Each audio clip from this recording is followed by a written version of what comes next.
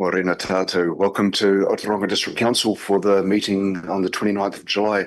I'm sorry for the delayed start, but we thought it was worthwhile waiting for Councillor Jeffries to get here. Before we start the meeting, we'll move into the opening karakia. So if everybody could join me, please, that'd be much appreciated. Mā te whakapono, mā te tūmanako, mā te titero, mā te whakarongo, mā te mahitahi, mā te marawanui, mā te araha, ka tae e tātou. Thank you, everybody. We have no apologies so far this morning, so we'll move on to the public forum. And before we do, I'd just like to move that the Ōtorohanga District Council approve an extension of the speaking time to 10 minutes, excluding questions for the petition of protecting Kawhia Harbour. So I'd like to move that. Second, Councillor Williams, on favour? Aye. Carried.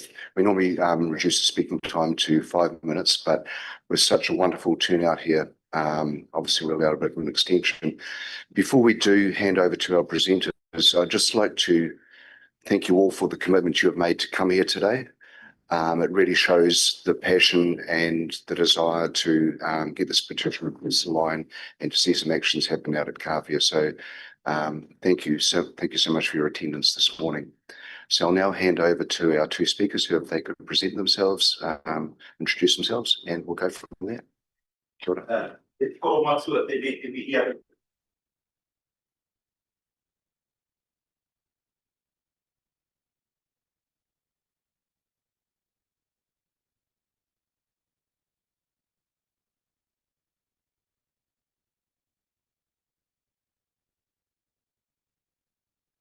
Iana ki o tātou mate, haere te kakaroa tūranga. E te koro matua, e ngā mema o te kaunihera, tēnei te mihi a kei te akuta. Absolutely fantastic. You can see by the turnout that there's very few people left in Kawhia this morning, Mr. Mayor, because the kaupapa is such that it is absolutely a pivotal and important kaupapa. It talks about the resting place of Taipei Waka, which is absolutely something that is held near and dear, not only to the Kawhia people, but to every descendant of Taipei Waka. And so we're here in support of our kaupapa of Te Teiao o Kawhia with the composite whānau that live in and around the harbour and wider afield to come here and present these kaupapa to you today. I'm going to keep this short. Max, you'll know that from the Maketu Pokai that you attended, that Te Teiao o Kawhia has been a constant presenter of these particular kaupapa, and you and some of your members and staff were there to hear it firsthand. You will understand that there are comprehensive claims for the Kawhia Harbour, and so these are actually all here to support Te Teiao o Kawhia, who remain the voice not only for the people but for the harbour. The harbour is not a geographical waterway to the people of Taipei. It is actually a tupuna, and our tupuna and the voice of our tupuna is represented through the voice of the descendants of Taipei Waka. And so to you and your councillors, we hope that even with the vicissitudes of the weather this morning, that the warm reception of the kaupapa here today will be provided to you. Ka nui te mihi kia koe, ka nui te mihi kia koutou, tēnā koutou, tawai ho tiake, ki e nei mare kura ki te whakatakoto ki te kaupapa.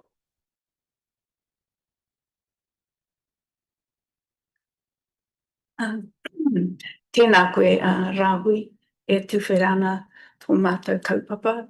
I runga i te kaha o te wairua o ngā mātua tūpuna, kuangaro i te pō. Tēnā koe te rangatira Max, tēnā koutou ngā mema o te kaunihera, tēnā tātou katoa. My name is Maya Marshall. I'm the chair of Te Teiao o Kawhia Moana. I'm here to present and ask that the council receive our petition. The petition asks that the council consider stopping access along the harbour foreshore, the inner harbour foreshore from Kahore Street boat ramp to the Ocean Beach. that the council also consider, in collaboration with community and alternative access, and that the council also consider developing an implementation plan to achieve these objectives. Te Tai o Kawhi Moana was formed to preserve, conserve and restore the environment of the moana and the whenua. We also acknowledge the cultural value and historical significance of Kawhi and Aotearoa. And we also acknowledge the time you have given to us to present this kaupapa. And acknowledge the whānau that's turned out in this bad weather. I'm now going to hand over to Ōtorohanga, who will kōrero on the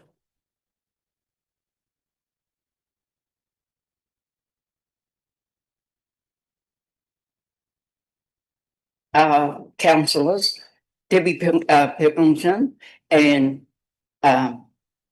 Colin Tati. They were instrumental in helping us form the Honepu Trust and the Beach Patrol. I'm here today to present to you the destruction that the man and vehicle are doing to our planting along the coast, the dunes, our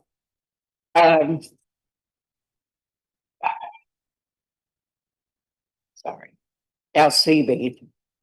I referred to Te Arai o Te Wiwini, which is more commonly known as the lagoon. The lagoon is the breeding ground for our pippies, the corcoras, and the flounder. This slide up here shows that in the pippy bed. Can we go back? Can we put the slide back, please?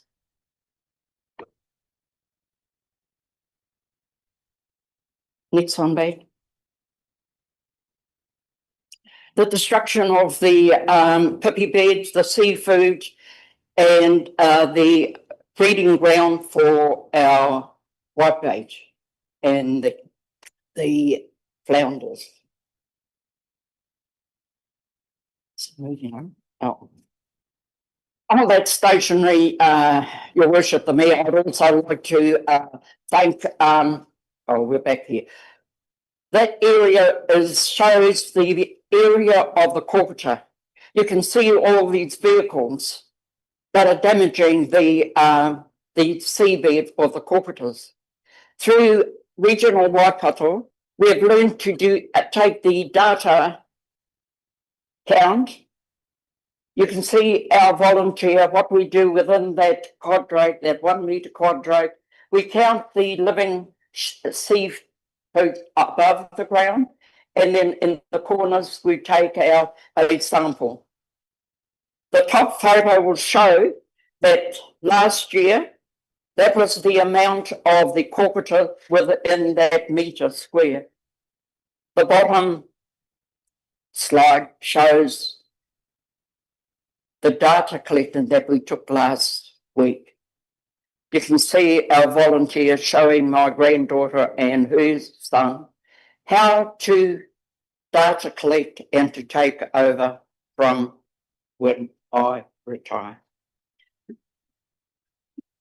The following slides, Your Worship, shows all these vehicles, the safety. There's no safety with these vehicles. The overturned vehicles, some of the vehicles are stuck there for a day. One vehicle was there, this one in particular, was for 3 days.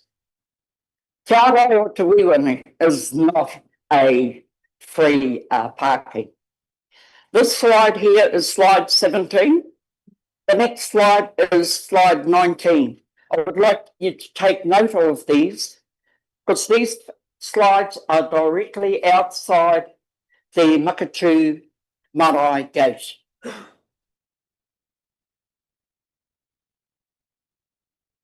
All these vehicles are destroying our seabed, polluting our ocean, our moana, as you can see. You don't need to be a scientist to see that the pollution of these vehicles that are getting stuck there for the last, from Christmas, the amount of vehicles that were getting stuck on the entrance to Te Arai o Te Wiwan. Now, why are these vehicles going out and getting stuck there? It's the draw of Te Puia Springs. That is why all these vehicles, your worship, the me, that is coming through our ocean there.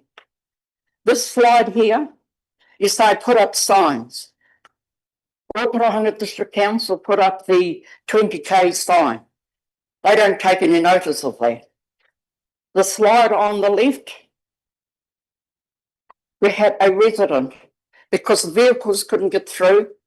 So the trees that had fallen down, they had backed up the roadway so that the cars could go through. I mentioned to the resident that, do you realise that you are cutting into private land? And he said he didn't. So that there, to allow for the vehicles to go through, the resident had cut into the bank. While I was explaining to him, a vehicle turned up and the resident went and told him to go over here, out there, and then up along there. And I said to the resident, I said, that's the other thing. You are now telling the vehicle to go over the pipi. And he went and said, oh, crikey, you can't win. And I said, yes, you can. Sign the petition. And while I was talking to him, a gentleman on a two-wheeler was waiting for me to move our side by side so that he could come through. And he said to me, hey, lady. I said, yes. And he said, you know that vehicle that you just let go through? I said, yes. He said, well, it was doing donuts. Now he's stuck. That's that vehicle there. Your worship, the mayor, what is it? People think that it is visitors or holiday makers that are coming out and getting stuck. Yes, there are some. But that vehicle was a local. And I tried to tell him to keep to the top of the roadway. But he didn't listen. He just carried on to this thing. So signs and direction from your beach patrol doesn't do anything. What I'm saying is, if you look at this photo here, it shows our marae, the Tanui Waka. The 20k sign is down this way. Beautiful. The seawall. Parallel to the seawall is the wheel tracks. And that is where they say it is a public road. Now, I referred to slides 17 and 19. Those vehicles were stuck outside from the gate. When I pulled up and saw that vehicle, I just looked and I said, you stupid egg, what the heck are you doing out there? But in reflection, I look at that photo, 17 and 19, and it is saying, hora haere, think, look. When the foreshore was made a public highway, public road, because of the King's Chain. So I am out here. When the public road was announced, it was at the time of the King's Chain, wasn't anything. But you know, and I know, that the King's Chain does not apply to registered Māori land. So where 17 and 19 were out across in the thing, that is where the road is. That is the legal road. And my thing to you is along that seawall is not the public roadway. So to the Tainui Kawhia Incorporation, I would like to say thank you for the funding that you have given us to Ōtorohanga to do the patrol. Lastly, to the council, thank you for supporting our vehicles. Up until last year, the council had been supporting Ōtorohanga Charitable Trust, Beach Patrol, in the maintenance of their vehicles. With that, if we did not have that funding, the funding that you all gave to us, we would not be able to give you these slides to show the destruction that man and vehicle are doing to our moana. And we just ask that, as you stated at the Pokai this year, that Ōtorohanga District Council will work with Tainui Kawhia Incorporation on the alternate access way. That is correct, isn't it? Thank you. So all I ask is that in our presentation, with all my people here, is what we are asking of the council, is to think hard. Look at those slides. We have given you your file, your evidence to show the destruction. There are other slides that I could have added, but as you said, we would only have 10 minutes. And I think I've gone over the 10 minutes. But as I said to Maya, once I start, I'm not going to stop. It's supposed to be timing. That is the presentation that we give to the council, to you. The evidence. Surely you cannot turn your back on our request and adopt our petition with the love that we are presenting it. Nō reira, kia koe, te koromātua, tēnā koe, kia koutou, ngā kānihera, tēnā rā koutou katoa. Kia tātou, ngā kou, kia ki o tō tātou moana, tēnei te mihi kia koutou. I te haere mai, i te pai mai ki konei, ki te awhi, i tō tātou kaupapa, ki te tiaki, tō tātou moana. Nō reira, tēnā koe, tēnā koutou, tēnā tātou katoa.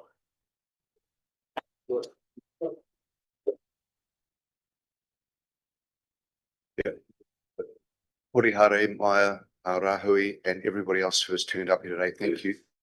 The passion is real and the need for change is real. So, yeah, thank you for coming along and presenting the petition to us. I certainly read through this mighty big number of signatures there. And it's, you know, from the group of people that's here with you today, it's representative of a huge amount of people out at Kawhia and Aotea. So thank you so much for turning up this morning and presenting a petition to us. So we have another motion here, and that is that the Ōtorohanga District Council receive the petition protecting Kawhia Harbour endorsed by Te Teo o Kawhia Moana and Ōtorohanga Charitable Trust. I'd like to move that. Second by Councillor Christensen, all in favour? Aye. Against? Carried. So with that, is there any questions from councillors of you? Councillor Jeffries. Thank you, Your Worship. Tēnā koe, and welcome to our council chambers. I hope it's not too daunting for some of you. And thank you, Your Worship, for delaying the meeting so I can take part in this, because I had a bit of a slow trip in this morning, as probably some of you others have as well. I just had a couple of quick questions. Firstly, the number of signatures, 687. Can you just explain to the council how many of those signatures are actually Kāwhia residents and how many were outside of the district? Is there, and what relationship those ones have to the petition? Yep. Your Worship, the Mayor, the total residents of Kāwhia in Aotea is around about 200. And as we know that number is taken on the census night of the residents in Kāwhia at the time. Now, we are all aware that there are holiday makers who have got badges in Kāwhia. There are some that have got homes in Kāwhia who live out in Hamilton, Auckland. So when they sign the night of that censorship, they put where they are, and we know that. But I would like to just explain my situation. It's my whakapapa. For all of us Māoris, whakapapa is the most important thing. Everyone here has got a whakapapa. Now, my whakapapa goes back to my great-grandfather. He was put on the land surrounding the Tainui Waka, and it was Toiho. 4 of his 7 children live on the land. One of his children, Pānera Toiho, who goes under the name of Pānel, has his great-great-grandchild living there. His youngest daughter, Toiho's youngest daughter, Nani Takurani, married Ben Williams Kupaia. His, or her, great-grandchild is living on the land. And she also looks after her grandchildren. Now, another daughter, Nani Mama Pukiri, married Huki Wetari. His great-great-grandchild is living on the land. Then you come to my grandmother. I'm living on the land. And Toiho's great-grandchild. My family, and this is only just my family, they live over in Australia. Now, who are you or anyone to say that they have not got a right to sign that petition? Because they whakapapa to the land around the Tainui Waka, to which our tūpuna was put there as a kaitiaki to look after the Tainui Waka. And as you well know, at the Pokai, when I spoke, I also mentioned that there was a woman there who asked if she could sign the petition. And I said to her, where are you from? And she said, from Cairns. My question to her was, do you whakapapa to that waka at the back of our marae? And she said, yes. And I said, so therefore you have every right to sign that petition. So everyone who whakapapas to that waka has a right to sign. And this is where we get over the numbers of 200 and something. Your Worship, the Mayor, when we put out this petition, we were aiming for 200 signatures. When we got to 300, because I was pushing that petition, I stopped because we had achieved what we had wanted to, the numbers we were wanting to do. So we just left that petition roll on the internet. To answer your question, the numbers that we were given, that we collected was 800. I met with our Secretary of Te Tai Ao Kāwhia Moana, went through that 800 list. Those that did not put their address down, we took them off the list. If I did not know the family name, I took them off the list. So from 800, we came down to 687, Your Worship, the Mayor. So that should answer your question, Councillor King. Thank you. Yes, it does. Yes. Can I just make one further point, if I may?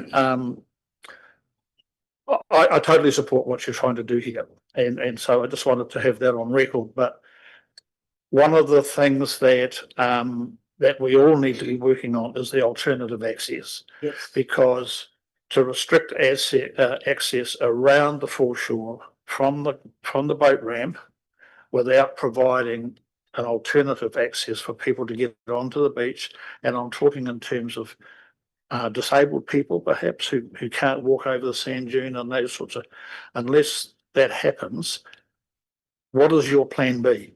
Do you have a plan B if we can't get that alternative access sorted? Our councillor, Kit, that we cannot answer. So- That is dependent on Thank you. Tainui Kāwhia. Yeah, I think at the stage we just received the We petition. have and we- one of the employers here, do you think? But I don't think it would be fair to throw that on. No, it's not. No. But I would just like to mention that the first presentation we made, Your Worship, was with Tainui Kāwhia Incorporation. Te Tai, Derek Worcester was the chairperson then. And John Forbes was the chairperson of Te Tai Ao Kāwhia Moana, and I was with Unepu.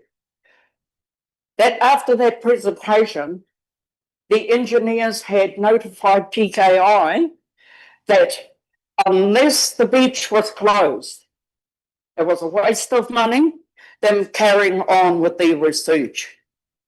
So this is where we are at. We are supporting TKI and getting the beach closed. What happens with Ōtorohanga District Council and TKI is up with you two. We cannot answer them. Thank you. Any further questions, councillors? Thank you very much. We've got a council meeting to get on with now as well. So what we might do is just adjourn briefly, so we allow you the opportunity to exit, and then we'll carry on at the meeting. Thank you. Absolutely.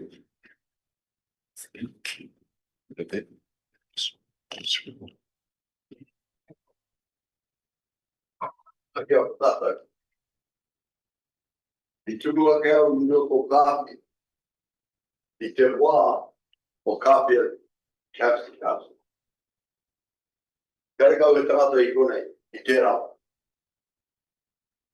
Ko Warren Limford, the engineer, I te rā. Ko hina koto, o te rā. E mihi am tu anā, ki koto mā whanau. E whanei tēnei koto. I te tīmata no oi nei ākuatā. I whakai tia o tātou tūpuri. Rātou ngā. Tauiwi.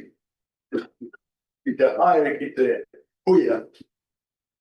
Marume a rātou waiwai. I runga poi. Kāre āraiti. Engari. Ta tīmata tā rātou ki te tāpai. Tāongai roto I ngā. Urupa o tātou tūpuna ka aukatingas.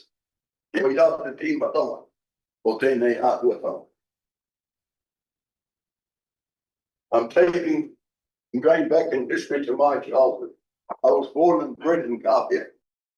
When I was a child, the council was Kāpia District Council. There are nobody here that was here. Present in those times. I grew up there. Warren Limford was the district general engineer. That was the Limford family brought in.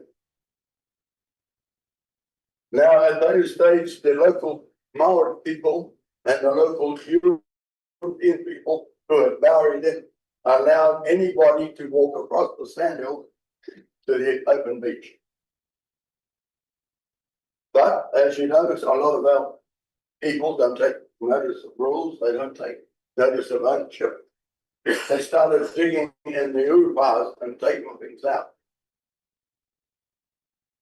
And as a landowner, and you who are landowners, if you allow somebody to come on your property and you say shut the gates and don't do this and don't do that, they do it, what do? You stop altogether. That's what happened. So that the new council, which became Ōtorohanga, decided they would open up the beach right around. Unfortunately, they had to go across what we know as the lagoon, which is the main shellfish area of Kapia on the in the harbour on the Kapia side. And from that point to now, we've still got the same problem. How do we keep the yahoos from damaging other people's property? You still have it. Now, how do we deal with this? We've done it in other places. It needs an agreement between government, local authority, and the local community. If you don't get this, it won't happen. Now, petition is part of this program process. We've got to get the government on that board. We've got to get you on board and the local people. We're the local people. You're our local authority. Now we need one more command. We need agreement with the government. Because we're talking about Crown land, from Portugal. No matter what anybody says, it's Crown land. Authority over Crown land or Crown reserve. Crucial lands. So we need their opinion. No, really, you have to make it good. I go back to my second language. My first language is Maori. I was 5 years of age when I went to school and I was taught English. My first introduction to English was a slap in the ear. That's mine. Now, we need to work together. I'm proud of my Scottish heritage. I'm not a fan. I'm proud of it. I'm also proud of my Maori heritage. So I appeal to you. We as a community have to work together. We've got to drop in that person over there. We're a community. We're going to have good ones, bad ones, and the ones in between. And we've all got it. And how bad it's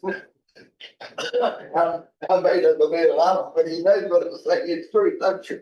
We've got them all. But thank you, mates. You came on board and we went out to the coast and did the same thing again way back then. So it hasn't changed, has it? We haven't gone very far. We're still arguing about, I was there with you one day when we were talking about cutting the beach on. Remember? What's the progress we've made? Not too. Not very much. Was it time that you were there that day too? Now, Okay. we've come and we're appealing to you, our council, that we work together to make something lasting that takes the load of the local community and our local council. We shouldn't be arguing about this year after year after year. We've got to work out a way of putting it aside, putting it in the shelf, and coming up with a solution. So that's my appeal to you all. Kia ora tātou. Mai whokanga manu tātou rei ara. Mana hei whakau tātou piraro i te korowai o tōna mana. Hei whakau rui a tātou ki te ungrani. Pai. Mō tātou te hunga tamata. I roto i a tātou te kau kere Ōtorohanga. Ōtorohanga kankihera. Mana hei whakau tātou pirimai te uara ta. Mana hei whakau tōna korowai. Kunga i a tātou koto. To his name. I'll say that. Amen. Kia ora tātou. Kia ora tātou. Kia ora.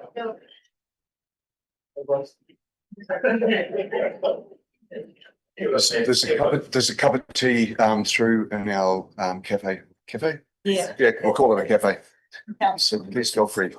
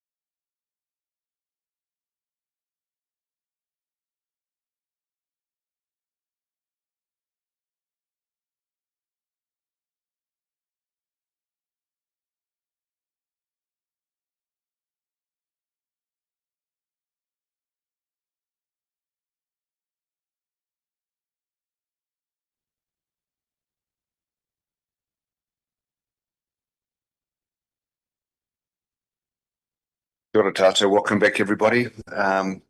Just move that we reconvene the meeting and we'll move on to any late items. There are no late items. Any councillors need to declare or should declare a conflict of interest in any of the agenda items in today's meeting? Moving on, confirmation of minutes of the minutes on the 24th of June. We've moved on a second of those, please. Move Councillor Prendergast, second Councillor Hughes, all in favour?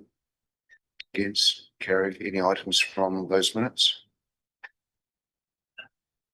No. Moving on to the receipt of minutes to the Kawhia Community Board on the 3rd of July. Moving on a second of those. Move Councillor Jeffries, second Councillor Dowell, all in favour? Against, carried. Okay, moving on to my verbal report, not much. Attended Ross's farewell on the 3rd of was that this month? This month, yep. We had an extraordinary council meeting on the 8th, circular conference on the 9th and 17th. A property in Kawhia for the new officer out there on the 21st. And another extraordinary meeting on Waikato Waters on the 23rd, and also a meeting at Karapara Domain on Waikato Waters yesterday.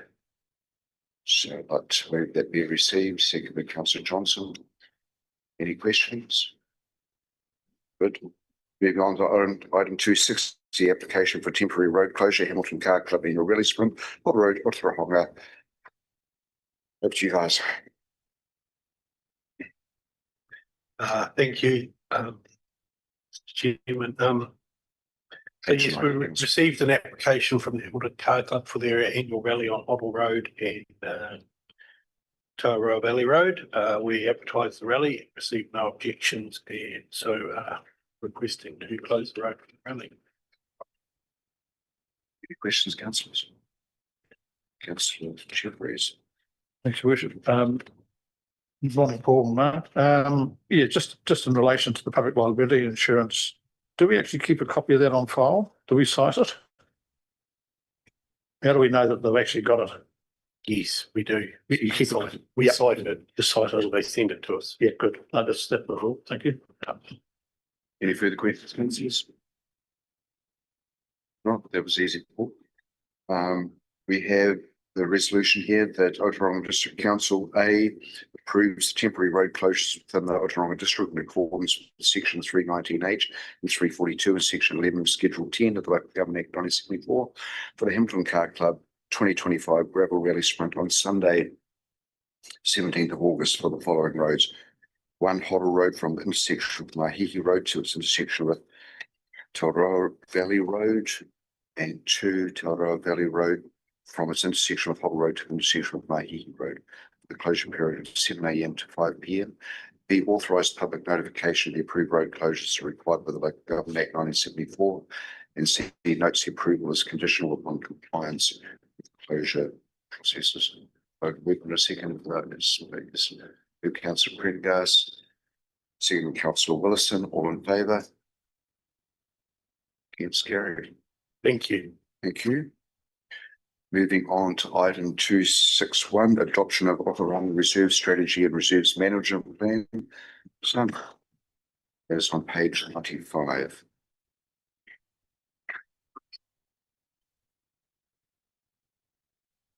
Welcome. Tēnā koutou katoa. I'd like to take my report as read, but I'd just point out a few things. The plan applies specifically to parks and reserves within the Ōtorohanga Township area. And with local elections approaching, I'm mindful there's increased sensitivity around council spending, especially on anything that might be viewed as strategic planning. I want to reassure you that this work isn't about committing funding now, it's about being ready, having a clear direction in place should opportunities arise in the future. These plans help us meet our legislative obligations, including under the Reserves Act, and they also pull together a number of projects that were first identified through our district's concept plans. They reflect ideas that came from our communities in Mana Whenua and provide a coordinated way to manage and develop our open spaces going forward. Importantly, they're aspirational. With these plans in place, we're well positioned to seek external funding, form partnerships and support iwi or community-led projects as opportunities come up. Welcome to answer any questions. But thank you, Sandra. I think that's a really valid point that it's the plans there in place. It was clear direction of the opportunities that are ahead for the reserve strategy. And reading through it again, it is really quite comforting and rewarding to read what's actually in place there for the future should the funding be available. So I commend everybody again on the mahi that's been done to get it to where it is. And it's a great document to be able to refer back to councillors' questions. Councillor Dow. Morning. I'm just curious, like where to from now? Like, I mean, I'm sort of reading this 600,000 annually budgeted. Is that just to make more plans, or is that? I'll go back to what I think. So say this is all good, and just for instance, the netball club wants to shift. So once this is okay, tomorrow can they ring up and say, yep, we'll sort out some, or are we still in consulting, or like who draws the plans? That's what I mean. Does the netball club go along and go, yep, we want that area that, we'll sort out a plan, and then what's the 600,000 for? Okay, to answer that first question regarding the 600,000, that's to progress the projects that have been prioritised by the community boards. So that's where that money will go, to whatever projects have been given the priority. Obviously, we'll try and seek external funding where we can and work in partnership.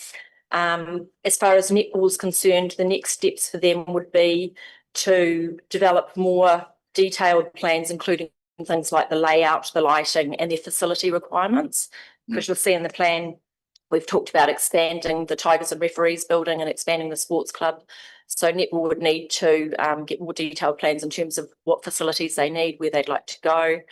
And then they'd need to go through fundraising and grant applications, which we can support them in that process. And the timing of any development would be contingent on land ownership issues at Island Reserve being resolved, which is item 6.10 in my report. I hope that answers your questions. Yeah. I had one other question about Ōtorohanga Reserve, because in the past, some of the area that we're looking at developing around rail have used it like as a logging yard, things like that. Now I know this might be a dirty word in our area, but there's a lot of forestry going on. So can Kiwi Rail have any say over if they want to come back and use that in the future for logging, or is that land under a treaty name, or is it council land? Or? There's still a strip of land by the fence over by the railway tracks that is council-owned land.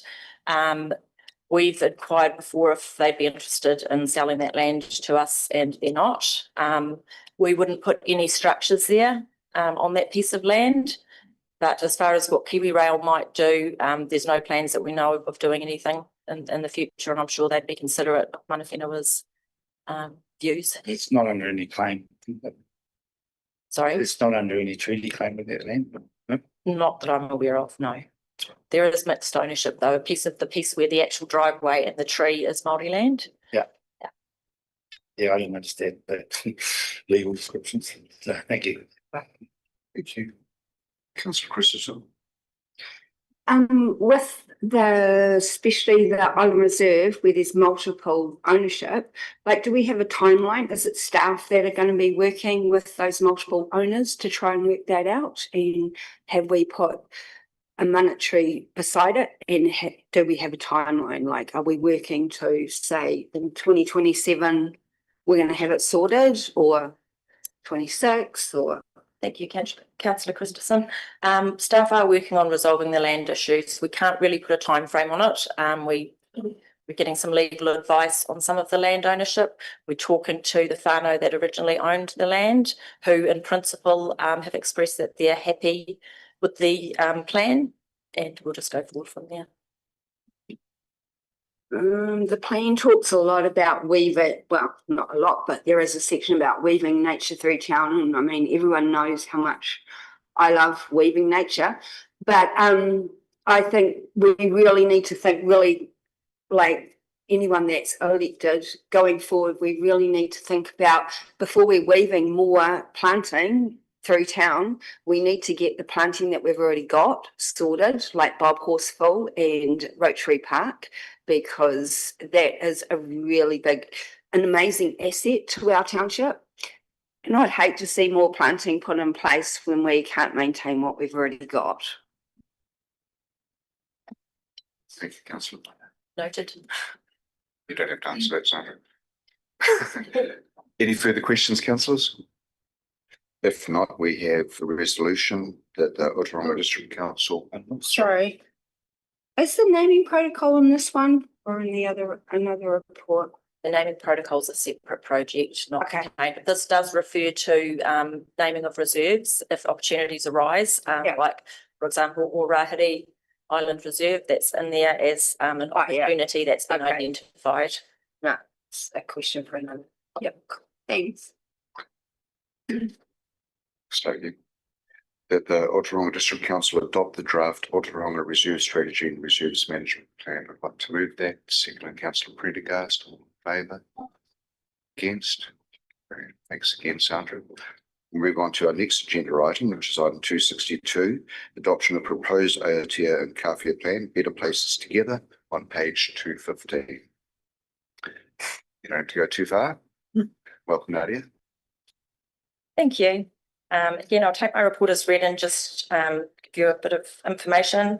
Better Places Together represents a community-led vision for the future of two of our district's most distinctive coastal communities, developed through a wide range of engagement activities, including open days, workshops, surveys, and hui. The plan captures local aspirations for more connected, functional, and culturally rich public spaces. It builds on the ideas and priorities shared through the Kawhia, Aotea, and Ōparo concept plan process, and give shape to the projects that matter most to those who live in and care about these places. While ambitious in scope, the plan is also pragmatic in its approach to delivery. Implementation will not rely solely on council funding or rates. Instead, it provides a strong foundation for seeking external grants, building local partnerships, and enabling community involvement. By adopting this plan, council can support ongoing collaboration and ensure that future investment is directed towards projects that have genuine community backing and long-term value. Any questions? Awesome, thank you for that. Yeah, and again, thanks for the hard work that's gone into the work behind these plans. And it's again the same with the reserve management strategy. It's nice for residents or anybody who's looking at the council website where they've got something they can look at and see what the vision is for our coastal community. So again, thank you for the mahi. Any questions, councillors? Councillor Jeffries. Thank you, Worship. Yes, clause 5.4. I just wondered, this is on page 217. Pardon me. It says the next steps will involve the community board. Will that involvement occur with the board before or after the October elections? I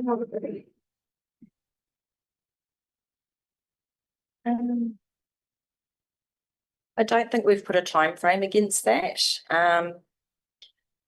And I guess, again, it would take probably direction if the board wanted it to happen before or after. I think it might be useful if it was possible to have it before the elections, if it's possible. Okay. Yep, that's just and was another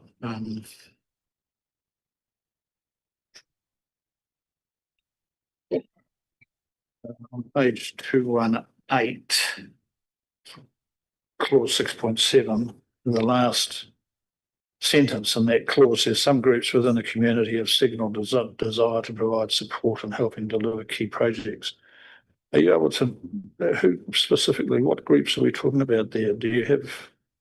The Aotea Ratepayers Society is one of the groups. Okay, They've expressed a desire to, provide labour and services if required and donations possibly. That's the main group that said that. Obviously, we've got the Fitness Trail group, which has got their own project underway. Cool.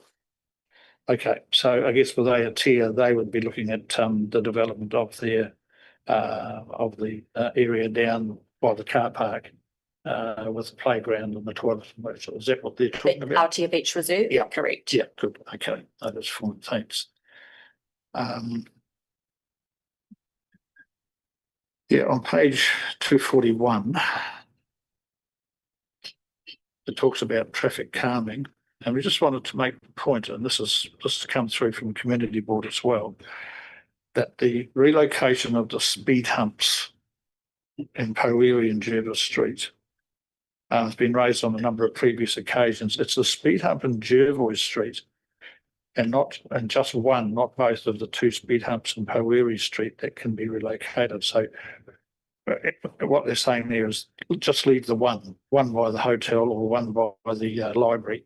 They don't need two in Poweri, and they certainly don't need the one in Jervois Street. So I just wanted to make that clear. If we could. It was.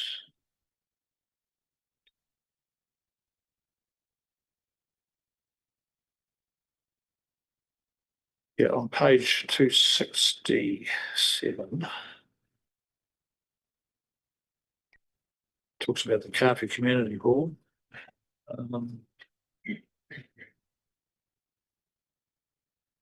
Is the $40,000 account or balance from the old hall committee being held separately to the development that we're talking about here? Because that money was specifically set aside to repile the hall. Yes, that money's still separately available. It is. It's not included in this budget. Right, okay, thank you. And then there was one on page 273, and it's really just in the table where it talks about new bench seats ×7. No problem with that as long as the existing bollards and posts aren't touched or retained. Absolutely. Yep. And just one last thing, I think, yeah, the fitness trail, we've had this conversation and Your Worship, I've been talking with Sandra, but also with Pippi Barton from the Ōtorohanga and Galen Kanua and Jeanette Shog, who have been involved in that fitness trail. And there seems to be a misunderstanding, if you like, as to reaching an agreement on where the playground equipment, not playground, the fitness equipment is going to be located. And so, if I may, I'd like to support the recommendation, but it's subject to to an agreement being reached on where that fitness equipment is going to be installed, because Pippi Barton, who represents the Ōtorohanga, and when we're talking about resource consents and the like, had no knowledge of it. So I don't know what's happened there, but I think it's a misunderstanding from their side, not so much from ours. So I'm certainly not pointing the finger at anyone. I'm just saying that I think they just need some time. That fitness trail people need some time to get that done and dusted with the Ōtorohanga and getting that agreement in place before this is done and dusted, if you like. So if it's appropriate, I'm happy to move the recommendation subject to that agreement being reached, if that's appropriate. Through Your Worship, I think they came to the public forum at the last Carpy Community Board and raised these concerns. Yep. And the undertaking was that that the locations were indicative and that we would work with them to confirm the locations. Is that correct? Yes, the locations are subject to approval, and the document actually does specify that all these locations are subject to agreement with Ngāti Kairo. Yep, I think there seems to have been a cog somewhere or something slipped out somewhere, and I'm not blaming anyone for that. I just the fitness trail people who've been on this for 4 to 5 years now, and I think there's a feeling there that maybe the walking loop has taken precedence over what they were proposing, and they just don't want it to lose sight of the fact that they were there first, if you like, and that they do have some preferred locations, which I'd like to agree with theory on that. So I just wanted to make that point. Thank you, Councillor. So it sounds like your concerns have been addressed. Thank you. Councillor Christensen. I just got a couple. One is about the container gym. The group will get funding for the container and the gym equipment. and then it'll go on to council land. What sort of agreement happens if that group falls over and we're left with a container on public land? I think we'd need to have something in writing to allow for those contingencies. Yeah, so, okay. And then the next thing is about the signage strategy. But have we gone back to, I think it was probably about 4 or 5 years ago, a lot of work was done on signage for our rohi. And I'm just wondering if we are reinventing or, yeah, money was spent in the past. Yeah, just an FYI. Councillor Tamaki. I just wanted to kind of get an idea on what the scope is for Pākehī Māori or Puna Pākehī, which is Māori based businesses, to be able to possibly be involved in some of this framework. So when I listened to the presentation this morning and the cutting of our trees out of coffee and all those funny things, lots of that is because they haven't had the implementation fundamentals on the ground for them, so they've had no engagement. And I talk about engagement because sometimes we always think it just guarantees the participation, but I think if the scope is that there's some puna Pākehī that we can kind of target around or flesh out what it looks like for them. Some of this stuff will help us with the engagement, help us with the implementation when we put some of the hard stuff on the ground, like the gym equipment, like the containers, so just a bit of, I don't know, kōrero around Pākehī Māori and stuff to put into those space. Absolutely. Yeah. Councillor Dowd. Because of, we had the public forum this morning about looking for an alternative beach access to hot water. Was that out of scope of this? Because I can't really. That's a separate project on its own from the Kāwhia concept plan. Cool. Nothing further, councillors. We have resolution here that Ōtorohanga District Council adopts a proposed draft Aotea and Kāwhia plan, document number 840724. I'd like to move that. Second by Councillor Tamaki. All in favour? Against? Carried. Thank you. Moving on to item 263 on page 312, adoption of the Ōtorohanga Library Strategy and 3-year action plan. Welcome, Heather and Nadia.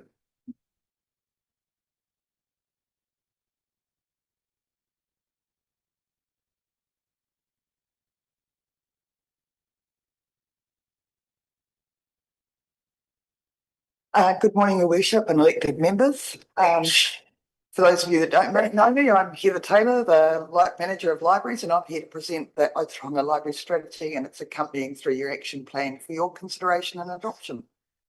This strategy sets a clear and community-informed direction for our library services, aligning with Council's community outcomes and existing long-term plan commitments. Excuse me.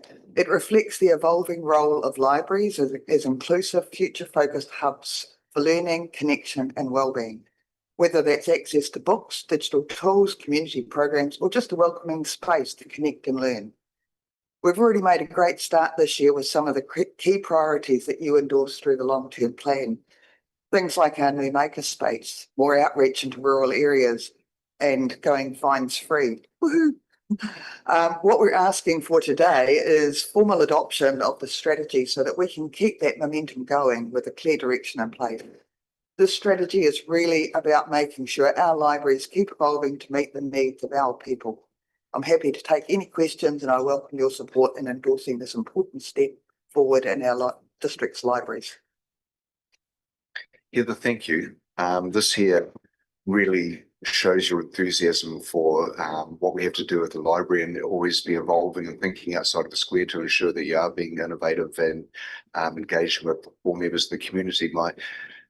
bit that I had, I won't say concern about, but you've been trying to obviously reach out to mana whenua, and there's been a few challenges here, and so is that going to be an ongoing process to ensure that there is that real inclusiveness? And I know that your percentage of books are increasing in Te Reo, and that's cool, but I just feel there's a whole lot of things in there directing towards mana whenua, but you haven't had the success you're after. So how do we make that work?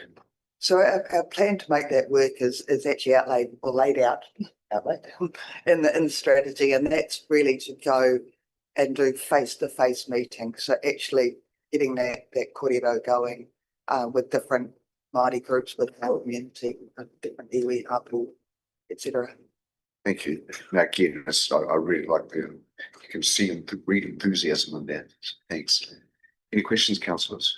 Yeah, Councillor Prendergast. Back through you, your worship, I'd just like to reiterate what His Worship the Mayor said. It's a great report and lots of enthusiasm clearly comes through. Just a question, I guess, is what sort of uptake do you have from the teenage group, basically? So liaising with the college, etc. Are you finding that they're actually coming to you and engaging? We have a small dedicated group of teenagers who regularly use the library, but the great news is in the last few months we've actually managed to make some connections out with college, and we're now working with a group of students there to put together some teen programs, and in fact we literally just launched our first one this week. We've got another one coming on board next month, and hopefully something coming up in the holiday program, school holidays coming up. So we're actually starting to make those inroads, but teenagers are hard. Absolutely, thank you. Thank you, Councillor. Councillor Christensen, then Councillor Johnson. I was just going to say, I always enjoy reading reports, will you use or tap into the Multiple League? They've obviously done some readings for you to help you connect with the wider iwi mana whenua. Absolutely, because that's a connection that we've made already. Yeah. And growing in the last months. That's what I saw. So I thought, you could So leave between them and Cassidy, I think we'll Cool. get there. Yeah, thanks, Heather. I'd just like to congratulate you on a really good report. It was, I really appreciate that, and particularly just going forward the dynamics of how library works. I still use physical books from the library, but also the digital that Libby thing. Great utilisation of your time and of person who's listening to it, but just great progression and on moving with the technology, moving with the times. I think it's libraries in a really good space. So thank you. Councillor Hughes, then Councillor Jeffries. Yes, hi Heather. You're talking about the teenagers from the college. Does the college actually still have a library themselves or not? Yes, they do. Is that underutilised as well? Is it? Oh, but potentially, and again, the programs that we're putting together, we're actually partnering with the library at the college as well, and the library. So they've got fairly good resources there as far as books and other things as well. They're okay resources. They Could always be better. Of course, yeah. It's been a year or two since I've been to the college, so I just wasn't sure whether it was actually still viable. So, Councillor Jeffries. Thank you, Worship. Yes, Heather, congratulations. Yeah, very good report. Thank you. Enjoyed reading it. Just a quick question. Holiday programs. We've had them in the past. You're intending to, it's probably in here somewhere, but I just couldn't find it. You're intending to continue with those as far as, the coastal area is concerned, and what sort of a response have you had to those in the past? I'm really glad you asked this because I actually did some homework on it before I came here. Yes, the short answer is yes, we will be continuing. We've had one of 3 programs that wasn't well attended, but on the flip side of that, we also had one program where we had the most kids attend at Kawhia. I think that was term 3 last year, and we're actually just doing a little bit of a whoop whoop. To put it in formal terms, for the fact that our current reading program that we're running right now that we've really struggled to get the Kawhia kids involved in that. They're on board with this one. They're putting entries in. We're over the moon about it. So yeah, we've got no intention of stopping going out there. Thank you. Councillor Tonk. I just wanted to say well done. So in this, your library services, 26,418 digital connections, but it's quite interesting. The physical connections are actually not that far. Oh, you know, I would expect it to be way less when you think most people have these. So I was quite blown away, but people still being able to come to the library, so that was cool. So we're really pleased to see that the physical either continues to, it's not going up hugely, but it's continuing to rise. So that's really promising. Thank you. Councillor Williams. There's probably an underlying strategy there that you can get so far on the ebooks and then the next one's not there. You actually have to get it off the shelf. Wow. I'll neither confirm nor deny that, Mr. Ruben. Councillor Prendergast. Thank you through your worship. Just a question, I was intrigued to see that you're connecting with Waikeria Prison. And how is it going? What's the uptake? It's slow at the moment, but the connection is there. So probably the main thing that we've been doing is really getting the prison library and knowing about what programs we're running in the libraries, because that allows some of those inmates to pass that information on to their families and give them a chance to be, you know, fathers to their children. And we've also been to come in and have a look through some of our deleted stock to implement or not to add to their collection. Can't think of the word I want. Wow. Yeah, so and then, you know, just getting that conversation started as to where to from there, from what they would like from us. Thank you. That's great. Thanks, team. Our resolution in front of us is that Ōtorohanga District Council adopt the Ōtorohanga Library Strategy, document number 838503, and 3-year action plan, document number 838506. We have Councillor Jeffrey, second Councillor Johnson. All in favour? Aye. Against? Carried. You can get on with it now, Heather. Moving on to item 264, submission to Ministry of Housing and Urban Development, going for housing growth. Welcome, Tony. Page 349, councillors. Good afternoon, councillors. So this follows on from the workshop where we presented the government's package of work that's coming at us, the national directions, and your endorsement for us to draft a staff submission on the Going for Housing Growth Pillar 1. So just a couple of things to draw your attention to under paragraph 4.5 that sets out the background to, I guess, staff concerns around going back to a hard rural urban boundary and what that might mean for us as Ōtorohanga. And then under 4.7, we've made reference there to the big body of work that Future Proof has done. So we're obviously not a Future Proof council, but there's a massive amount of work done over the last 10 years. We're kind of residual recipients, I suppose, of that, or beneficiaries. And we think that Minhard is missing the opportunity if they don't harvest that information and use that as a benchmark. So the submission's attached. I'm happy to take any questions. Thank you. Thank you, Tony. Questions, councillors? It's certainly supported, I mean, for the rationale that you've said in your report there, you absolutely support the submission going forward. The last thing we need here is to go further and further out. So much pressure on infrastructure when it's so unnecessary. Any questions? Yes, To councillor. that comment, Max, when you said it's unnecessary, we've got the new subdivision, yeah. But apart from that, we're pretty landlocked. Wouldn't that open, I know it's might be taking away workable rural land, but wouldn't it make it easier for, say, a retiring farmer on the boundary of town to make it easier for them to do a subdivision? Yeah.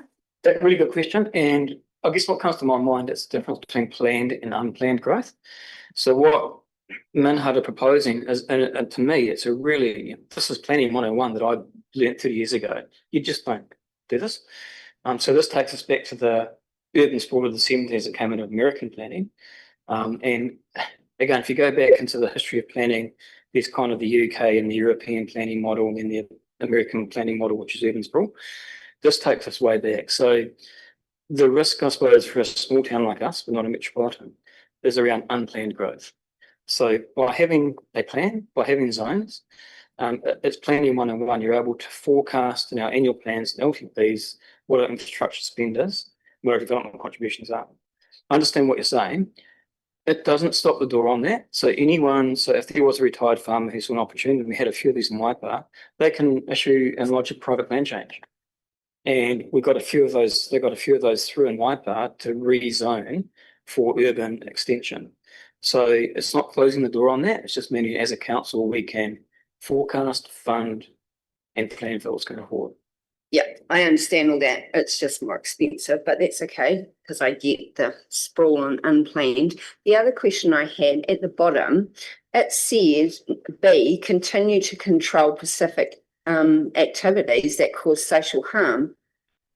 Who are you talking to? Us control them or the government? Because vape shops, there is no control, and you've listed it here. So that was something that came out of the workshop. Sorry, I meant to mention that as well. And there was a desire, I think, if I recall it from the workshop, to take the opportunity in this to ask government to put a little bit more control around those, because part of the proposal here is to enable commercial activities in residential areas, which is a good idea in terms of enabling and supporting suburban development. But what I heard you say at the workshop is let's not include things that have social harm. So this is the submission to Ministry of Housing and Urban Development. Awesome then.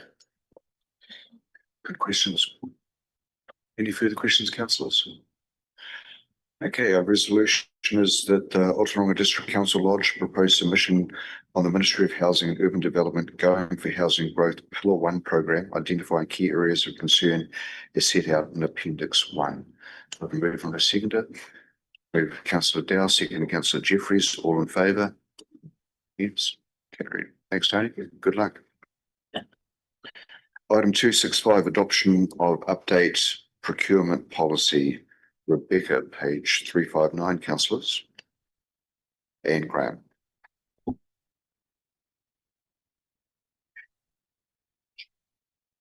Kia ora, Your Worship and councillors.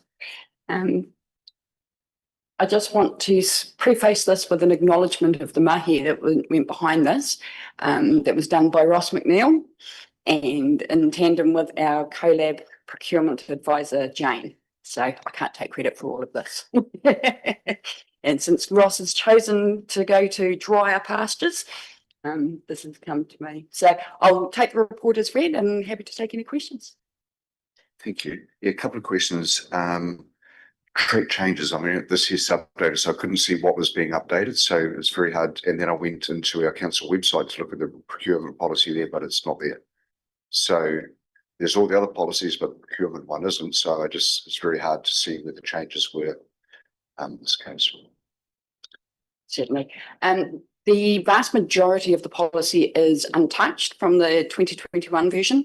What has been put in here is in the foreword, Section 5 and Section 13 is the references to the Te Ponga o Te Hapori, the anchor of the community framework. So that's been inserted to ensure that we have that basis for the framework for staff to have the lens of local procurement as well, and strengthening that procurement policy that we had from 2021. The vast majority of the other clauses, such as our exemption requirements and so forth, are untouched. Thank you. Just one more question from me. In 4.4, the government is undertaking a review of its procurement procedures. Is there any red flags through that or not? Not at this stage. They haven't indicated anything dramatic. Our policy is based on the one that was put in place by CoLab across the Waikato district. A lot of work went into that, and they are monitoring the changes that are being proposed. But it's not really indicating any major significant change for us away from the prudence that we already have in this document. Councillor Johnson. Hi, thank you for this. I'm just really impressed that this has come to light. I brought this up quite a few years ago, a couple of years ago at least, I think, about economic development and the low-hanging fruit this council would do for our local contractors. So it's really pleasing that this is appeared, and really happy that that we can give our local businesses a chance to secure work with the council if appropriate. Thank you. Councillor Christensen. I might have read it wrong, but do we not have to consider AOGs first before local suppliers? Is that, I'm sure that's how I read it, so I'm not quite sure how that supports us being that local anchor if, we have to go there first to the government. Yes, so within the contract hierarchy, the AOG is considered first. Reasoning behind that is around financial prudence, because those contracts have been negotiated at a very special rate for government, and they tend to be national, things of national, so something like off tax, for example, that it's at such a good rate, it would be very difficult to have a local supplier that would be. So you weigh, like, it's a very good rate, I get that, but you weigh that against it being, like, if it was a local supplier being a little bit more expensive, but that money going back into our local economy, not going out of our district.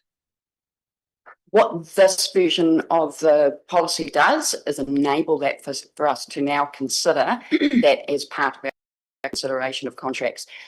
Previously, not so much. Now it's becoming, and it's underpinning, and it's a requirement for staff to have that consideration of the local providers, particularly where there is only a very small difference in price. We're not focusing on price alone. I did read it, but I just wanted you to explain it too. So if anyone's online, they can, it's either follow up from my first question. Yeah. It is something that we consider at the moment, but this formalises that process for staff.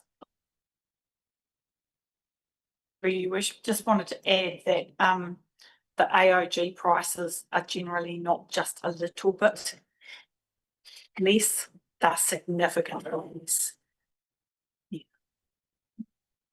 Councillor Jeffries.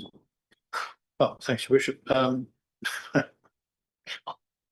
Yes, on page 410, there's a table there, glossary of terms, and what I was looking for, but that's probably in here, I couldn't find it, was I'm interested in the delegations.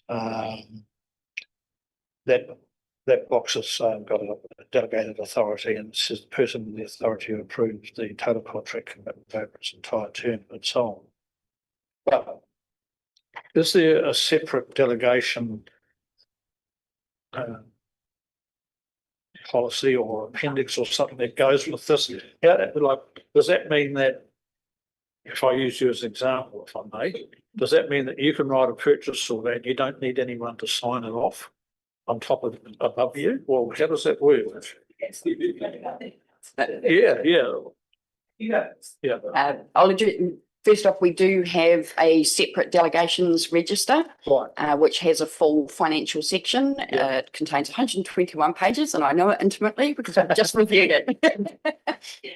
Secondly, the process around purchase orders is quite explicit that under no circumstance should any staff member ever raise a purchase order that they then approve themselves. It must always be a one-up. Yep. Even if it's for $5, the value is of no consequence to that process. Right. And that is something that's very closely monitored and is subject to audit. Okay, that's good. I'm pleased to hear that. Yeah, just to add to that, thanks, Rebecca. You delegate to me, I delegate to staff. Yep. So you have one delegation, Yep. and then I delegate to staff unless it's provided for in legislation. So some of the regulatory area, or a lot of the regulatory area, is actually stipulated in legislation who has the rights to sign off things. Sure. No, that's good. I just couldn't find anything specific within this, and I wondered whether it might be useful just to perhaps make a reference back to the delegation register or whatever it is. Yeah, that's fine. Thank you. That's great. Thank you. Councillor Tamaki. Just a question, is there any, wiggle room in here to do some, I don't know, hand holding of when people, apply? Cause yeah, I've just been in a hui and that's been key to getting them over the line. Very good question. So as part of, this is part of the implementation plan. So this is first step, is getting the detail into the policy. From this point, once the policy has been approved, then we will be rolling out different activities. We're looking at running some workshops for local businesses. We'll be working very closely with Elevate, obviously, who are our business representatives. We'll be improving resources on the website, and so forth. So there's a plan of different engagements that we have with local businesses to support them to apply for tenders and become suppliers. No, yeah, absolutely.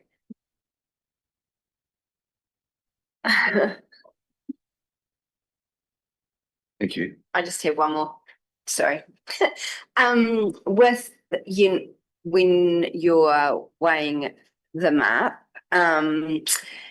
localism, like a big supply, is there any mechanism, let me get my words right, is there any mechanism if a big corporate goes for it and their localism is they employ one staff member and the rest are all, you know, because we favour local, and the rest are all out of towners. So they just employ one just as a tokenism. It's a very good question. Yeah. When we design the requests for tenders, for example, we very carefully consider the evaluation criteria. With this now in place, there will be a weighting that will be given to that local client. And it's not just a yes or no, it is actually taken into consideration of the size of the contract, the size of the activity, and the actual local contribution, as in the local engagement. Yeah, will they have an office, how many staff in the area? And that's definitely a consideration. Just having one staff member who might, you know, live in the district would not necessarily meet the definition of local supply. Cool. Councillor Dowell. I just, fully supported. I think we should have been shopping local years ago. I don't know why we need a big report to tell us to just ring up the locals and the ratepayers that spend money in district. But obviously there's lots of rules and Talia's going to tell me why. But I'm looking at a 50-page report to just say, use the locals. It's simple. Yeah, if you can. And they don't always have that capability. Yeah. It's a bit ironic that we gave our water work away to out of towners when we're supporting local here. Anyway, thank you. We are supporting local, but yeah, I guess the direction that we've been given from council is lowest price conforming.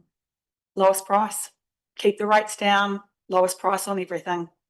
So, you know, there are trade-offs here, and we're asking you to give us that flexibility to take these things into consideration. And yeah, that's why. Mine would not be so much lowest price, but efficiency be the best thing. So maybe, but Thank you.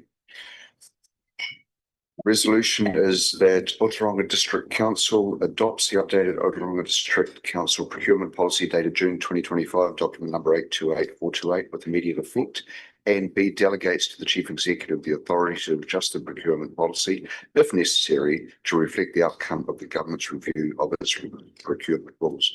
I'll move that. Secondly, Councillor Prendergast, all in favour? Yes, carried. Thanks very much. Now we'll move on to information only reports. Item 266, concept plans implementation update, July 2025. Sandra's back. And Nadia. Page 4. Tēnā koutou again. Okay, the concept plan information update. This report provides an update on the progress of priority projects arising from the Ōtorohanga Town Concept Plan, the Kawhia, Aotearoa and Ōparo Concept Plan, and the Rural Concept Plan. Those projects were the projects outlined in it were prioritised by the respective community boards. And I've also included a section on financial information so you can see the budget versus what we've actually spent to date. Welcome any questions. Thank you, Sandra. Questions, councillors? So I was just saying if anyone else does. Over to you. Me. The Ōtorohanga Club. Has there been any progress on this decision about the potential use of the Poki funds? And also, I was just wondering when the club was last consulted, like they've got a new committee now.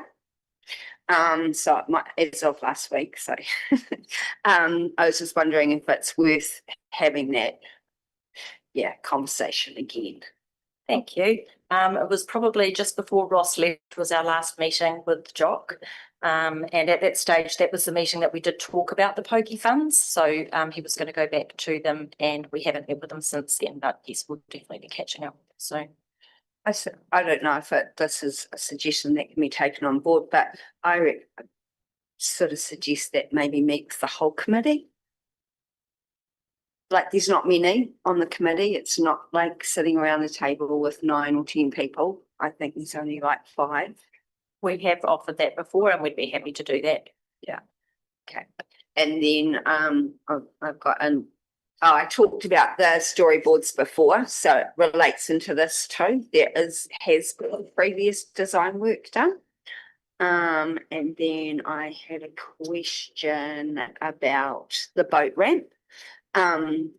It says that we're progressing with an agreement with landowners being finalised. I was just wondering what that clarification on the agreement and how far along is it being finalised, and what's in it.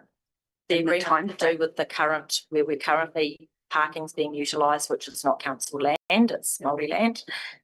So as to how far along, I would have to check in Tony on that.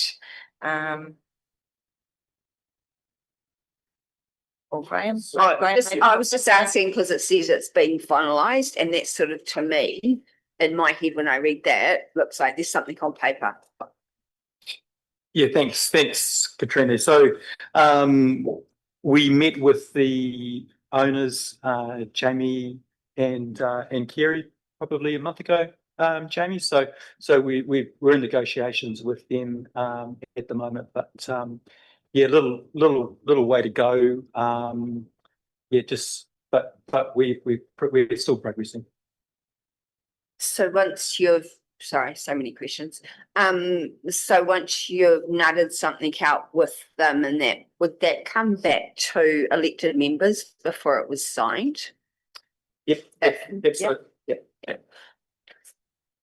Yeah, that's what, that was, and then obviously it talks about weaving nature again. So that goes back to my other comment. Please don't go gung-ho planting until we get what we've got under control.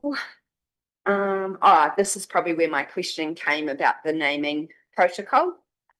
Project underway to be led by Mana Whenua, awaiting direction. So I was just wondering, is this for renaming our streets and roads and stuff, or is it new, or is it for existing places? It's outside of the road naming because we already have a road naming. That's what I thought. So it's could be things like areas, it could be things like public spaces, but it's Mana Whenua led. So we did host a hui here, I'd like to say more than a year ago, on that project, and it's up to Mana Whenua to decide on the next step. So to date, there's no next steps that I'm aware of. Hi, I think I'll get someone else have a turn. Councillor Jeffries. Oh, thanks, Your Worship. Yeah, it's just in relation to the funding, the 1.8 over the 3 years, roughly.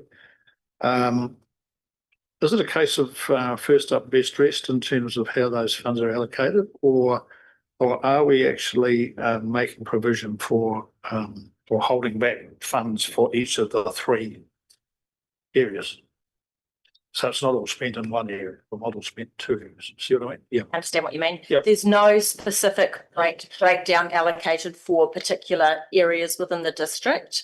But, you know, to date, you'll notice that we've done projects covering all of the areas. So although there's nothing formal, yeah, it's not all going to get gobbled up by the town, for example. Councillor Dow. Just in relation to the club, I was at the AGM on Sunday, and there was some suggestion there that council was going to take over their Southern Lounge, and I thought it was a partnership, but that's how It has been. it has been perceived. So it's kind of like in a small town, I suppose. And a few stories came around when you're around Lena having a beer. But as far as I'm concerned, we're not going to take over their Southern Lounge. It was just using community spaces better in the town.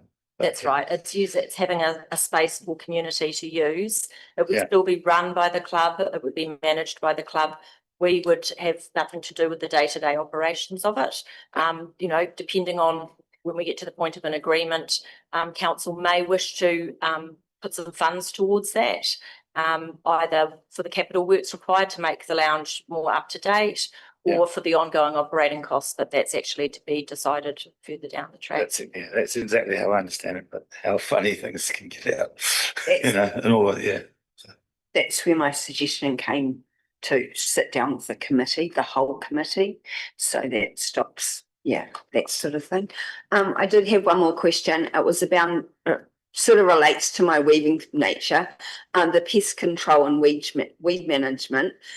So we've put money aside in the LTP. I was just wondering if there's like a timeline when we're actually going to be able to see visible results in Rotary and Bob Horsfall.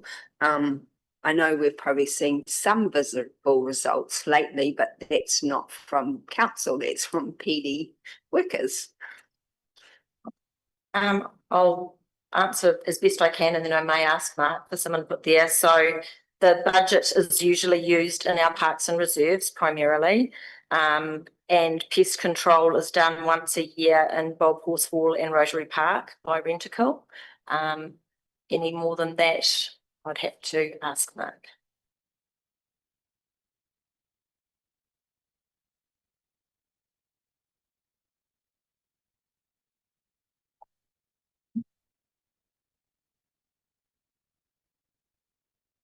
Yeah, it's probably been a while since I was that close to that piece of work, but as my understanding, there was a contract in place or an agreement in place for baiting up there, which was done through the local contractors. So I'm not sure if that's changed, but I can definitely come back to you on that, councillor.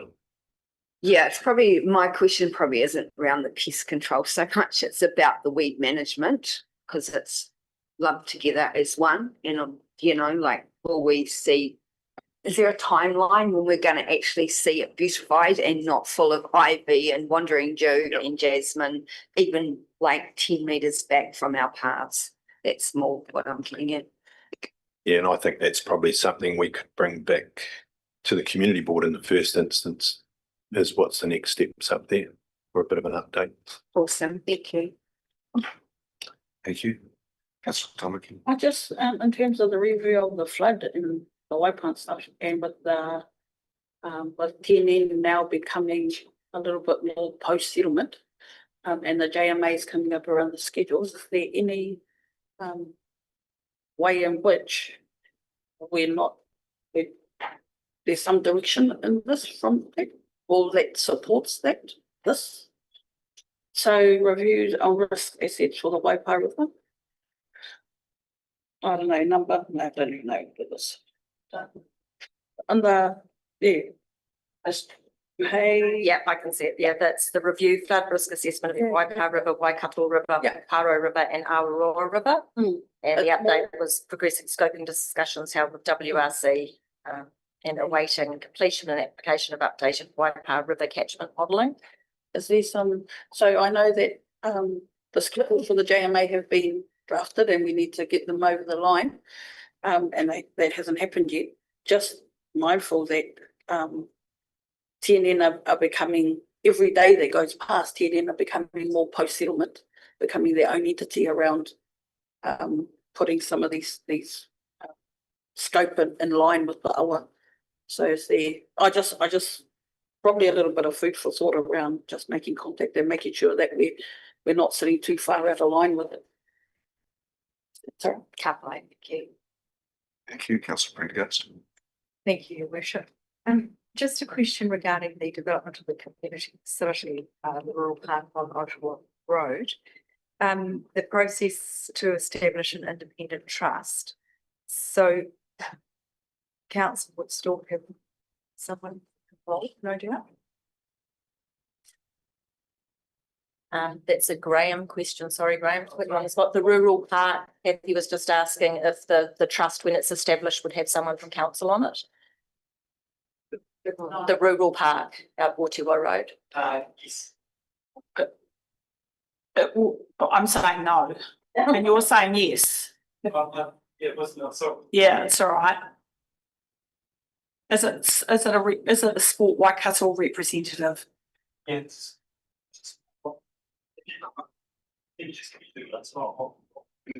Yeah, sorry, my understanding. Yes, Yeah, through you, Worship, sorry. Because we asked you for names of people who could potentially be forward as trustees, and I'm not sure we had any suggestions at all. So this project is in abeyance at the moment. Oh, okay.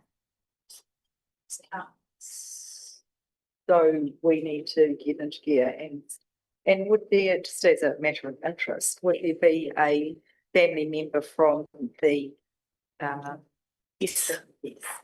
Yep, that much I do know. Okay, right, so we need to. Yeah, Mr. Graham, get back to you. Thank you. No further questions, councillors. We have the staff recommendation that Ōtorohanga District Council receives a report titled Concept Plans Implementation Update, July 2025. Move on a second, please. Move councillor Tamaki, second by councillor Jeffries. All in favour? Yes, carried. Sandra, you're all over it. That was awesome. Moving on to item 267, Water Services Report to 30th June 2025. Kumar. And Mark. Page 419, councillors.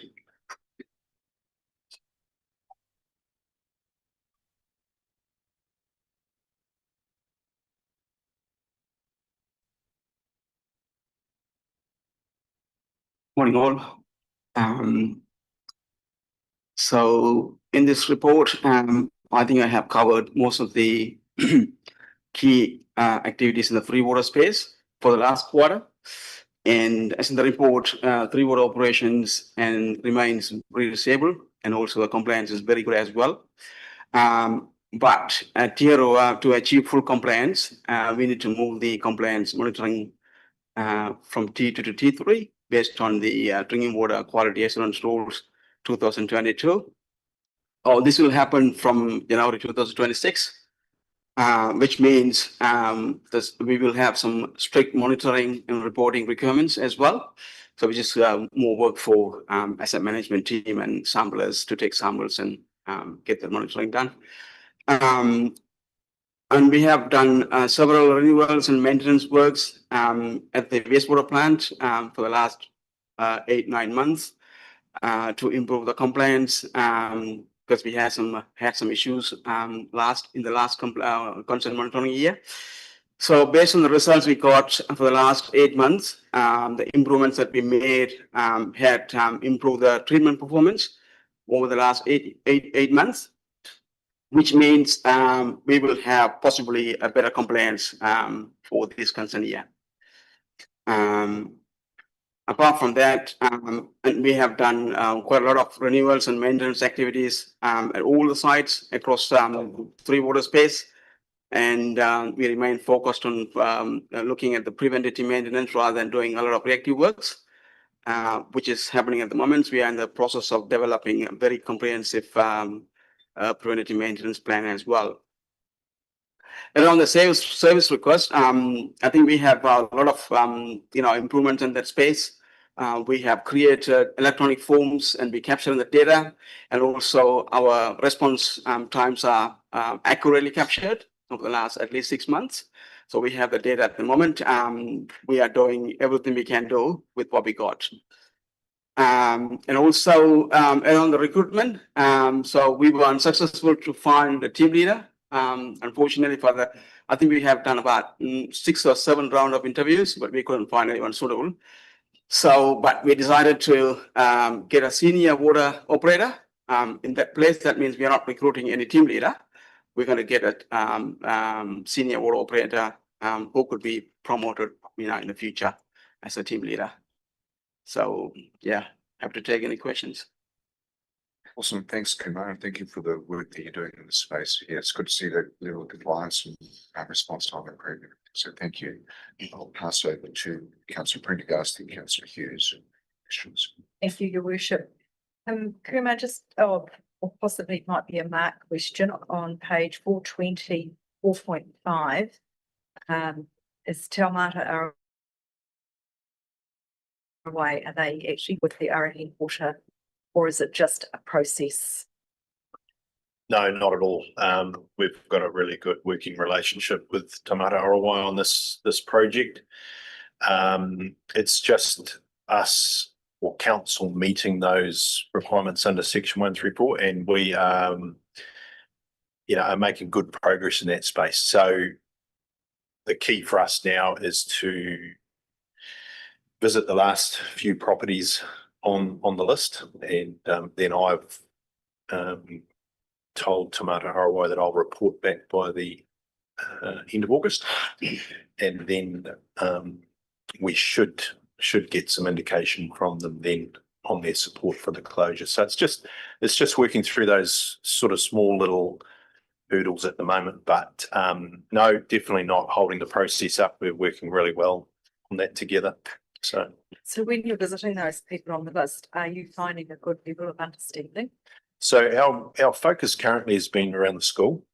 So the actual individual properties, of which there's probably 3 to 4, we haven't actually been to those sites yet. So that's the next step, which will happen in the next few weeks. So the main focus, and it's probably been one of the more complicated parts, is the school. Thank you. Councillor Hughes. Yeah, thank you, Bishop. My question is just around the failures of the VSDs for these pumps. For the benefit of people who don't know what a VSD is, it's a variable speed drive which controls pump speeds and machinery speeds. That's an electrical component that can be rather pricey. So I see there's been a few failures of late. Is that how often are these sort of expected to occur, or is it just a bad timing that a number of them have failed at the same time and upgraded? So in fact, these things were installed maybe about 10 to 15 years ago.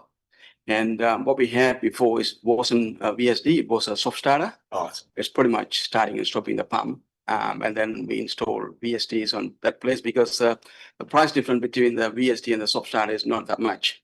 Oh. So the VSD has got more functions compared to soft starter. Yeah. So they are really old, more than 10 years old. So you're slowly replacing all of the old soft starters with the VSDs. Yeah. Yeah. So it's all budgeted in, I presume, because they can be, some of them can be expensive. Are they very big, these ones, or are they? So the Hurumi one is 7 kilowatts. They're not big. Oh, yeah. But we have replaced one for the Main Street pump station, which is 55 kilowatts. So, but we have options. So I look for options and look at the lowest cost for the council as well. So there are 2 different types we can get, but we have changed to a type that can save money in terms of operations and maintenance. Yeah, oh, that's great. Yeah, they do save a lot of power.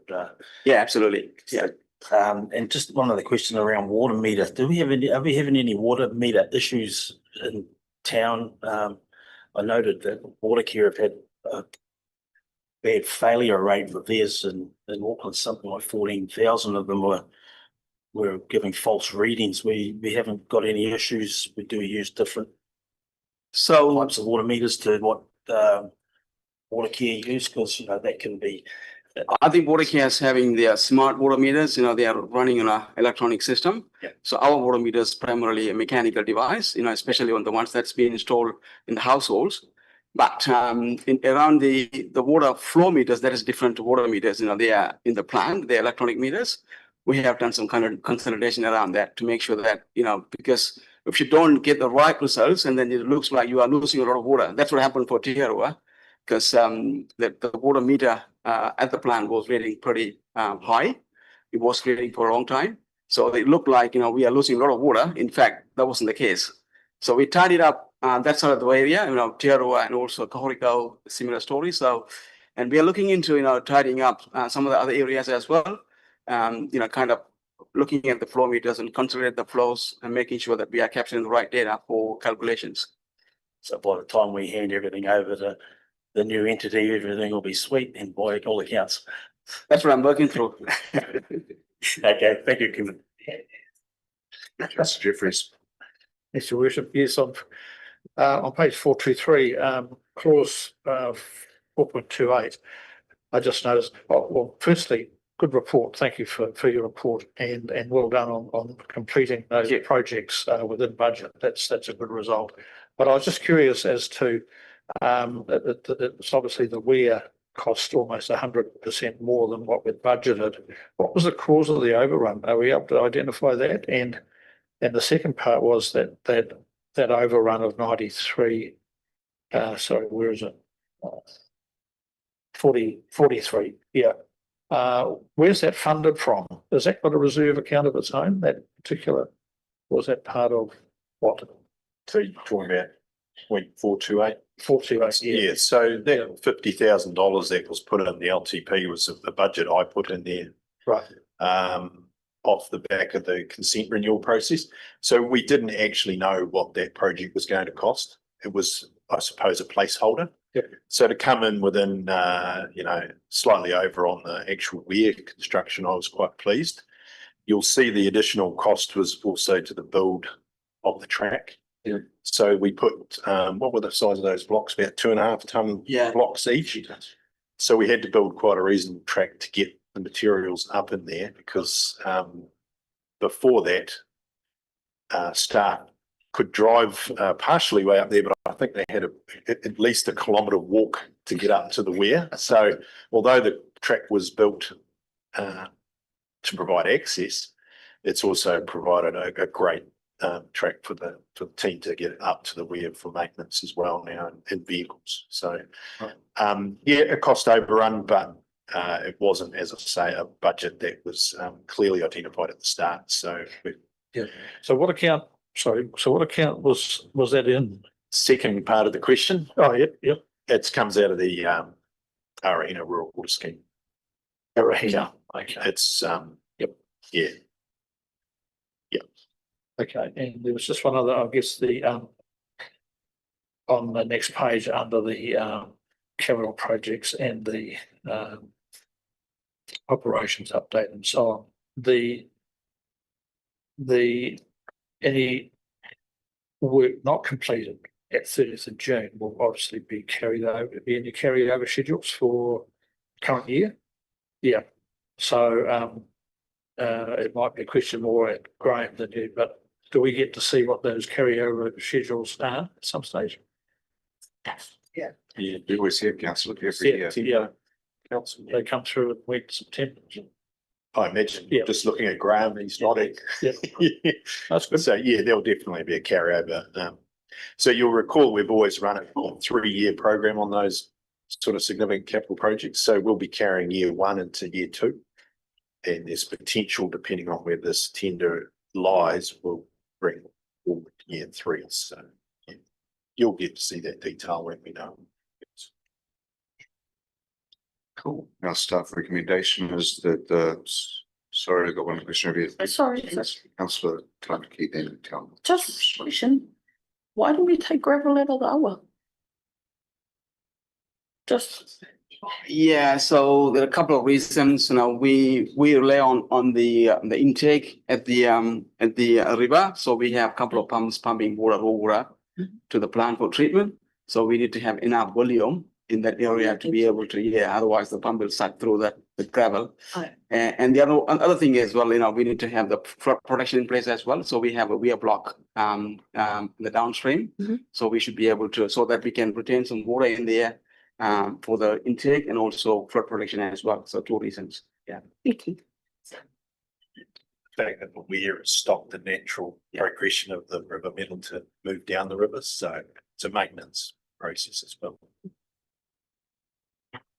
Councillor Christensen.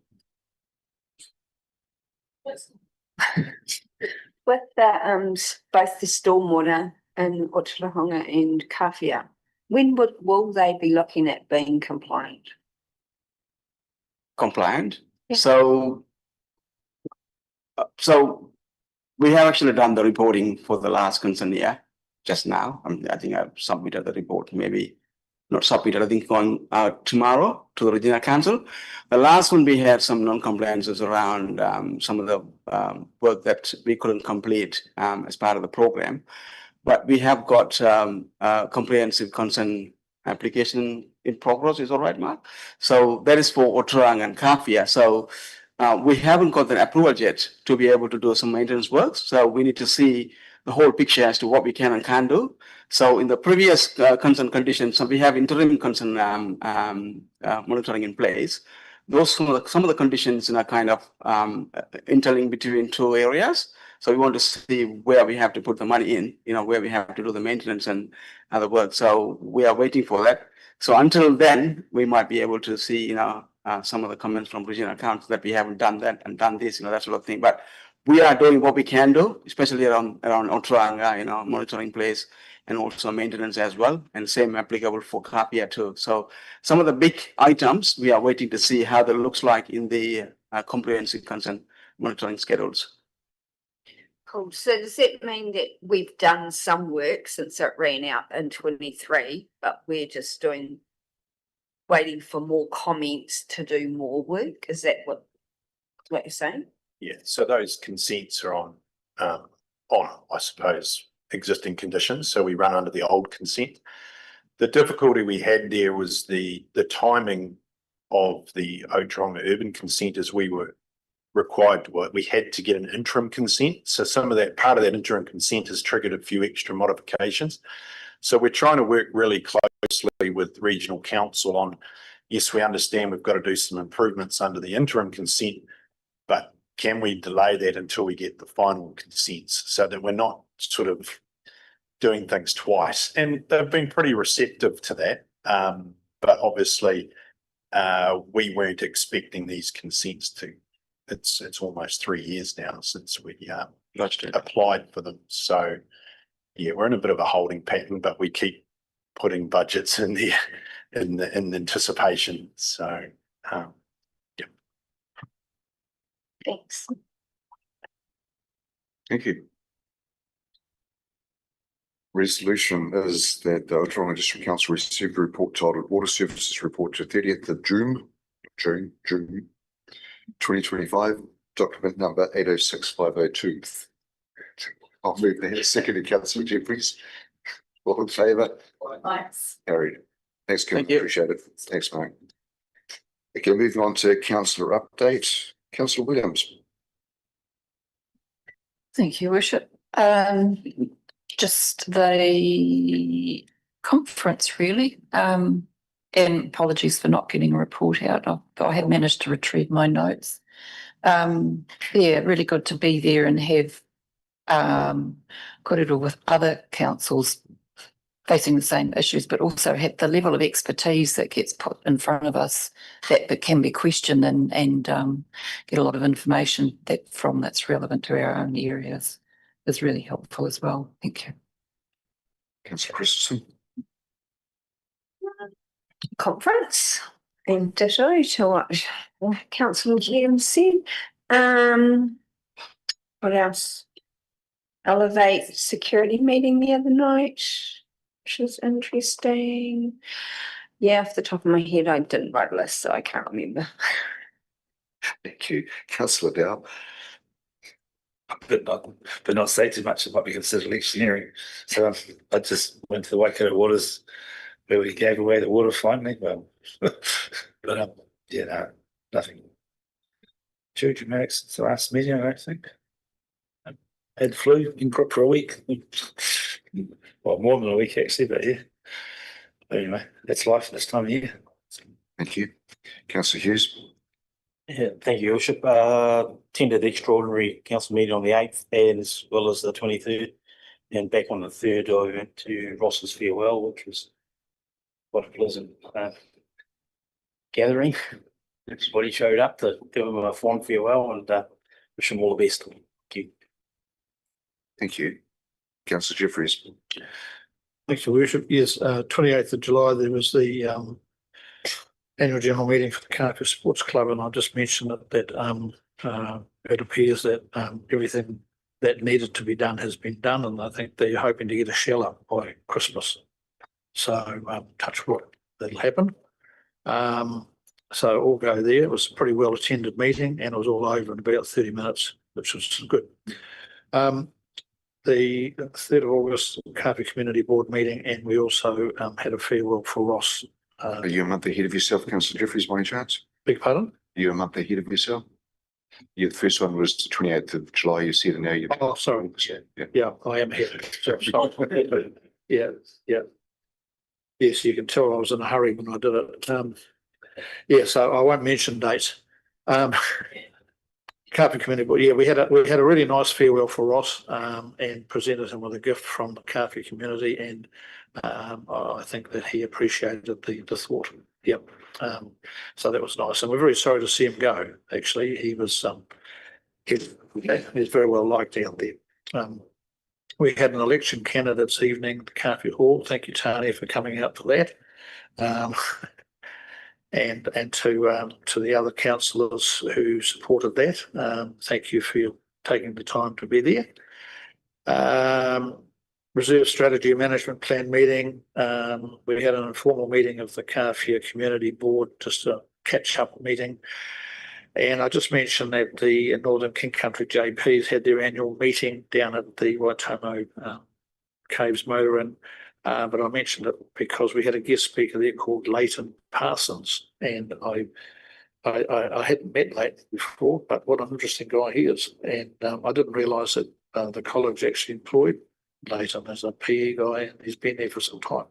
But he came dressed up in his all black cap gear, and so nice guy. Then we had the pottery at Makatungarai for the new constable, David Cray, and that was a really nice occasion. And I just wanted to say to Councillor Willison how much we enjoyed your speech on the history of Carfia, the Marae, Tainui, and so on afterwards. It was really quite interesting. So thank you for that. And then, of course, the council special meeting last week. So that's me. Thank you, Councillor Johnson. Just the extraordinary meetings, and I attended Ross's farewell, and I had two DLC hearings this month, one in Waipa and one here. So. Thank you. Councillor Prendergast. Thank you, Your Worship. The North King Country Development Trust on the 24th of June, the night of our council meeting. We have got another Institute of Directors course happening on 2nd of October. It will be in Teakwiti at the Les Munro Centre, and it's on risk essentials. So this is tailored specially to our areas. So the course is heavily subsidised again by the Lions Company. It normally costs $1,200, and it will be between $250 and $300 per person as an individual contribution. So it should be a really good course. And then, yes, so anyone who is interested, either go onto the website or contact me, it's fine. And then the 3rd of July, Ross's farewell, which was really nice done. And he obviously seemed to appreciate it. Thank you. Councillor Tyler. Yeah, I attended the shareholders' hui The Te Maruata monthly hui around keeping Māori wards, so some stuff around that. Attended a rural health hui with Barbara Puja and the chairman of the Select Committee for Rural Health. And had a talk to him, and I suppose what's come out of that is that we've got the green light for the medical school to be at Waikato University, so that was cool. Attended LGNZ, tautukunga kōrero, anything, and then attended a workshop around hauora providers or service providers in our district with our rangatahi. We currently have 27 service providers, and we're still a red flag of engagement. So that attended a presentation by Nanaya Mahuta for cohesion in Aotearoa and what that looks like in terms of procurement, engagement, all of these really cool collective collab kind of kōrero. Had a hui with Brooke Hughes around a hauora hub here in Ōtorohanga and what that might look like. And then this morning had our Ōtorohanga Ora Fund hui. So, kia ora. Councillor Wilson, thank you. Mr. Ora Fund hui. Morning, councillors. Was privileged to attend the meeting regarding the Kawhi seawall, both in person at Makati Marae and then online, listening online. I loved that just last week. Helped facilitate porphyry for the new police officer for Kawhi. He's a really nice gentleman and his wife and their young son, Ali. Really great turnout by the community. Lots of people there, so very privileged to be a part of that. Attended the extraordinary meeting, and I need to apologise to you see Ross in Australia. We hear back from him. Apologise, I missed him by 10 minutes. I was in Wellington representing Te Maika Trust at the Kingi Tuatea Portraiture Awards, and I missed his farewell that we all had, and then I tried to catch up with him on Friday. So anyway, thank you to those who farewelled our colleague. Cheers. Awesome. Thank you, Councillor. Awesome. Moving on to the resolution register, then I'll hand over to you, Tanya. Okay, kia ora koutou. We'll give this a crack. Sorry for my partial voice, but it's the first time in 4 days I've actually had a bit of voice. So we're on page 426, and there's quite a few. The first one is C361, which is the Rewa Schoolhouse. So we have advised the Historical Society of the Council's offer, and they have replied to us, and we are just working through that reply. I think it's been shared with you by email, so we'll come back to you on that one. The development C363 development contributions and financial contributions, we're recommending that be removed from the register. C376 Te Nehi Nui Joint Management Agreement. We still haven't had the final co-governance forum, so we're keeping that one on the register. C391, the hall charges, and C392, which is the community, Ōtorohanga community metered water charges tied in with the annual plan. Both of those recommending coming off the register. Similarly, the adoption of the annual plan, the rates resolutions, all tied in with the annual plans, the next two coming off the register. The next one is a little bit skew with, so bear with me, because a separate report has not been included in this agenda seeking signing of the shareholders agreement. We did that at an extraordinary meeting. And the water services delivery plan will be presented at a extraordinary meeting in August, not the ordinary meeting. Yep. So this should stay on the register because we haven't adopted the water services delivery plan. Okay, so C395 stay on the register. C396, the council administered contestable grants amendments, are being progressed, so remove that from the register. C397, again, the development contributions policy, recommending that this be removed from the register. And we've given you an update via email on our fees around the financial contributions. So we'll make those amendments as appropriate. The public are aware of that. Bylaw reviews, we're not yet, C398, we're not yet completed that process, so that will remain on the register. And the final one, C399, the CoLab Constitution Amendment, that can be removed because we've advised CoLab.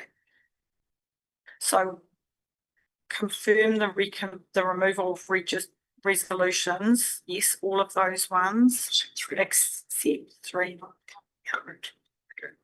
So our resolution here is that Ōtorohanga District Council confirm the removal of resolution C 363, 391, 392, 393, 394, 396, 397 and 399 from the register.